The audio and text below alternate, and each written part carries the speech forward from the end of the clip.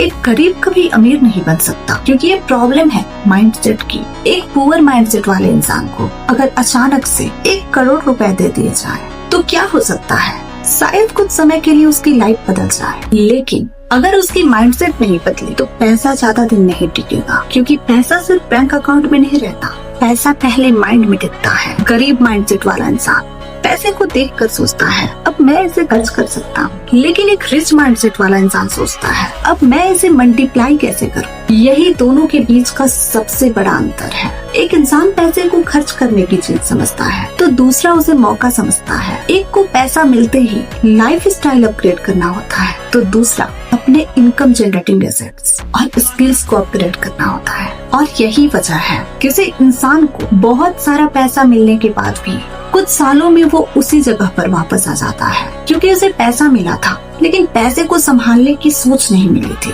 याद रखना, अगर माइंडसेट वही है तो पैसा आने से भी लाइफ नहीं बदलेगी, लेकिन जब माइंडसेट बदलता है तो कम पैसा भी धीरे धीरे ज्यादा पैसा बनाने का जरिया बन जाता है। क्योंकि असली दौलत सिर्फ इस बात में नहीं है कि आपके पास कितना पैसा है, असली दौलत इस बात में है कि आपको पैसा बनाना, बचाना और उसे बढ़ाना आता है या नहीं। इसलिए अगर अमीर बनना हो तो सिर्फ पैसे के पीछे मत भागना, पहले उस इंसान को बनाओ जो पैसों को संभाल सके, क्योंकि पैसा खोने वाला इंसान फिर से गरीब हो सकता है, लेकिन जो इंसान दौलत बनाना सीख जाए वो पैसा खोकर भी दोबारा खड़ा हो सकता है। पैसा आपकी असल ताकत नहीं है, पैसे के बारे में आपकी सोच ही आपकी असल ताकत है।